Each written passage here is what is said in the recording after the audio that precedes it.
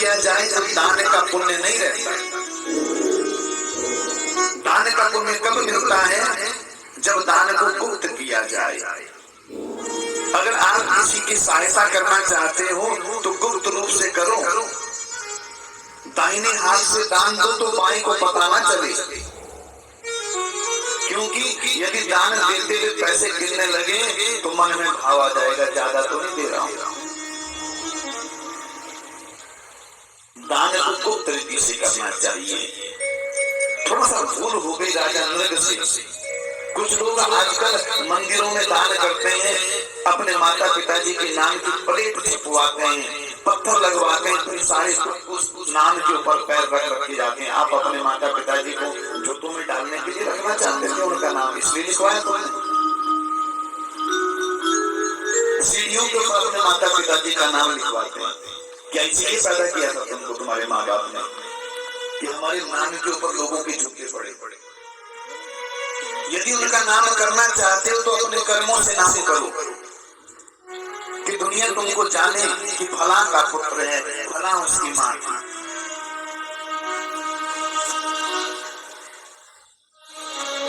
दान अगर करना है तो ऐसा करो जिससे अभिमान आए। यदि दान से अभिमान आ गया तो ये तुम्हारा सर्वनाश कर। ऐसा ही सर्वनाश किया है नृग का। नृग रोज लाखों गाय दान करता था, रोज। और वो भी कैसे करता था? खुद मरवाता था चांदी के और सिंह मरवाता था सोने से। और महाराज एक दिन एक भूल हो गई, गायों का दान कर रहे थे तो जो कल गाय दान की थी उनमें से कुछ गायें जो आज दान करनी थी उन गायों में मिल गई। अब जिस ब्राह्मण को कल गाय दी थी वो अपनी गाय देखने के लिए आया तो देख लिया कि इस आज वाली गायों में मेरी कुछ गायें हैं। वो दान आज नृग ने दूसरे ब्राह्मण को कर दी। दोनों ब्राह्मणों में कलेश हो गया। दोनों आपस में कहने लगे मेरी गाय है, वो कहने लगा मेरी गाय। राजा नृग के पास गए, राजन आप इसका न्याय कीजिए। पहले ब्राह्मण ने कहा आपने कल मुझे गाय दी थी? कहा हाँ दी थी। दूसरे ने कहा आपने आज मुझे गाय दी? कहा दी है। अब कौन गाय है? थोड़ी सी भूल हो गई मेरे से। दान दी हुई चीज को पुनः दान करने का अधिकार नहीं। जिसने दी है वो दान कर सकता है, लेकिन कुछ लोग क्या करते हैं?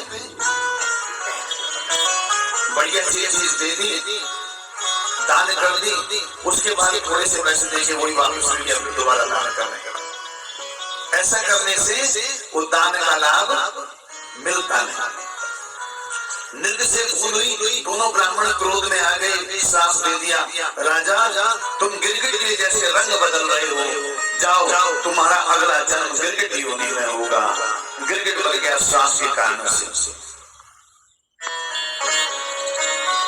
राजा नृग ने कहा प्रभु आपका आशीष मुझ पर सदैव बना रहे, आपकी कृपा के कारण से मेरा उद्धार हुआ है। क्या कह रहे हैं नृग? प्रभु मुझे एक ही आशीष दो, और वो आशीष आप सबको मांगना चाहिए।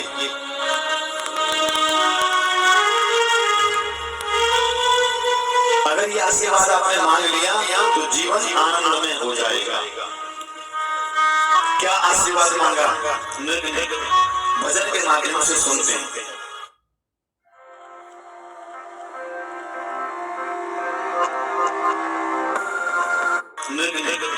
भजन के माध्यम से सुनते हैं। मांगा है मैंने श्याम से वरदान,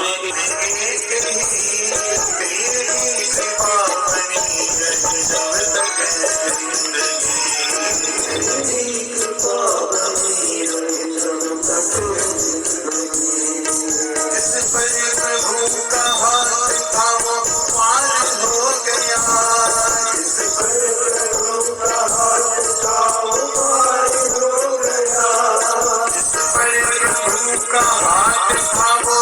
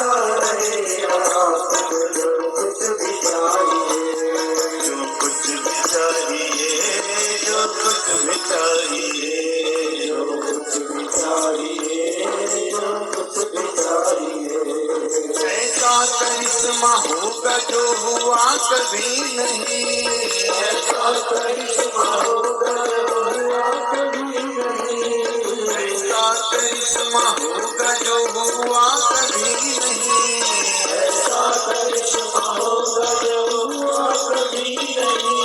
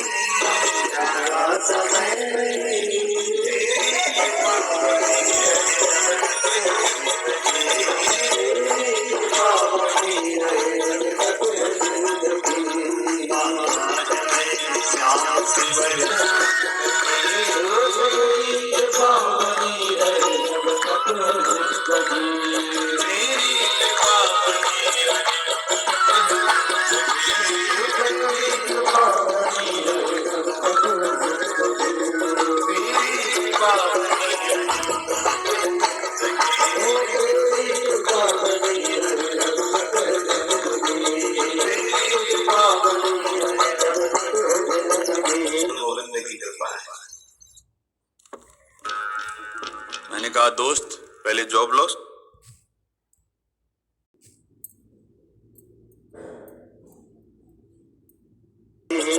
की कृपा है। और कृपा तभी होती है जब कृपा पात्र होता है। बिना पात्र के कृपा मिल नहीं सकती। गलती कर दी थी यदुवंशियों ने, और गलती क्या की? पिंडारक क्षेत्र है द्वारिका के नजदीक, बहुत बड़े बड़े संत आए हुए हैं। कौन कौन?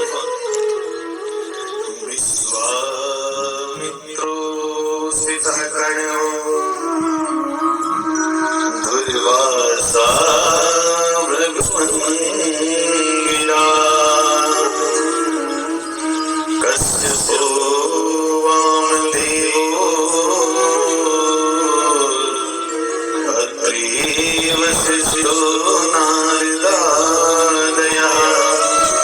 विश्वामित्र, असीसी, कणव, दुर्वासा, भृगु, अंगिरा, कश्यप, वामदेव, वशिष्ठ जी और नारद जी, ऐसे विद्वान बड़े बड़े ऋषि महर्षि पिंडारक क्षेत्र में तपस्या किया।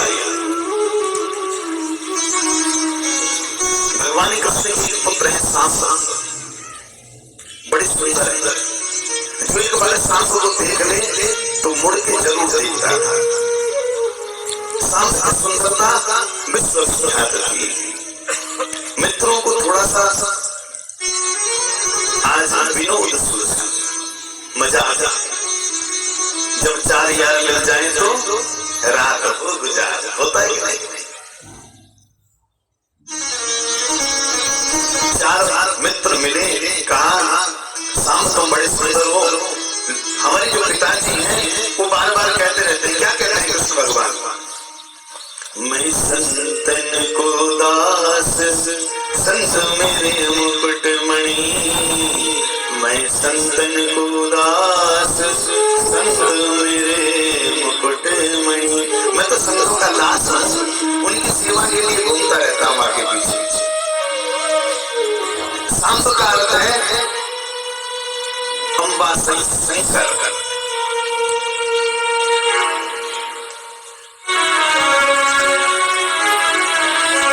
जामवंती जी के पुत्र हैं सांब। सबके पास बच्चे हो गए थे, जामवंती जी के पास बच्चे नहीं थे। तो जामवंती जी ने तपस्या की, गौरी शंकर की। अकेली की पूजा नहीं करनी चाहिए, भोलेनाथ की नींद ही नहीं खुलती जल्दी। तपस्या में रहते प्रेम से कह दो राधे राधे। इसलिए गौरी शंकर की पूजा करनी चाहिए। नहीं तो भोलेनाथ तो ध्यान समाधि में है, वो तो राम की नाम में इतने मस्त नहीं कि दुनिया की कोई खबर रखते ही नहीं। जानते लोग अनजान बने रहते हैं। वो तो माता गौरी बार बार हिलाती है, प्रभु जाग जाओ, प्रभु परेशान है। तो भोलेनाथ की नींद खुलती है, तपस्या खुलती है। और जामवंती ने तपस्या की तो शंकर जी कह रहे मैं पुत्र बनकर जाऊंगा, और माँ अम्बा कह रही कि मैं पुत्री बनकर जाऊंगा। दोनों में झगड़ा हो गया। कहा बच्चा तो एक ही होना चाहिए, दो में तो झगड़े आजकल। तो पहले था नारा कौन सा, हम दो हमारे दो। आजकल तो जनसंख्या वृद्धि हो रही है, हम दो हमारा एक, है ना? चाहे लड़का हो चाहे लड़की, पर एक ही होना चाहिए। तो दोनों भोलेनाथ और माता अम्बा निर्णय किया हम दोनों एक ही स्वरूप में प्रतिष्ठित होंगे। वही सांप बनकर आया है। मनुष्य दोनों की कृपा के साथ सखाओं ने सांप को साड़ी पहना दी, पेट पर कपड़े बांध दिए और संतों के पास जाकर हंसने लगे। They'll never feel the power of 1,000 horses or an organ-crushing 5G. They'll never bend corners 10 miles. The fast. हंसने लगे। प्रस्तुम मिलजति साक्षात् प्रवृत्तामोघ दर्शनात् प्रशोषयन्ति पुत्र कामा किं स्वितर्षञ्जनिष्यति। अरे महात्मा आप बड़े विद्वान हैं, आप सब कुछ जानने वाले हो। आप भूत को भी जानते हो और भविष्य को भी जानते हो। कृपा करके हमें बताइए कि जो नववधू है इसको पुत्र होगा कि पुत्री? महात्मा तो जानते थे, दुर्वासा ऋषि भी थे, श्राप दे दिया। इससे हमारे कुल को नाश करने वाला मूसल पैदा होगा। और मैंने आपसे सज्जनों पहले भी निवेदन किया था, साधु कहता सहज सुभाए और साधु का कहा कभी उठा न जाए। साधु आशीर्वाद दे तो भी फलित होता है, श्राप दे तो भी फलित होता है। आज वसुदेव जी को पता चला कि श्राप मिल चुका है।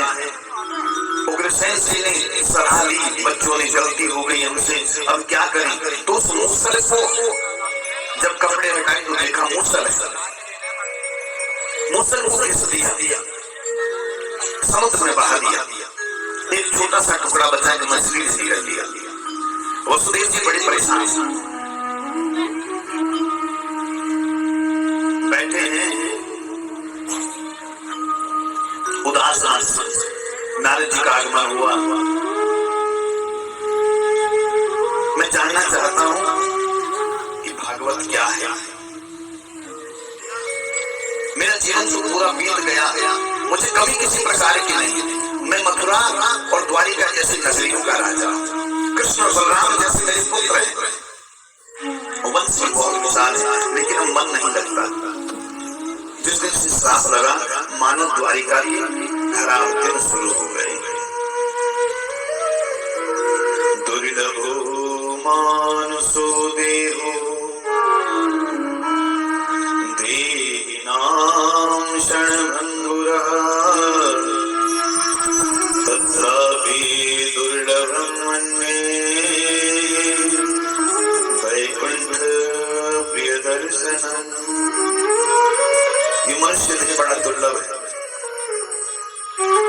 और इस मनुष्य देह में आकर के आप जैसे जो वैकुंठ अधिपति हैं, उनके भक्त के दर्शन हो जाए तो जीवन सफल हो जाता है। नारद जी ने समझाया, आप जो प्रश्न पूछ रहे हैं, ये प्रश्न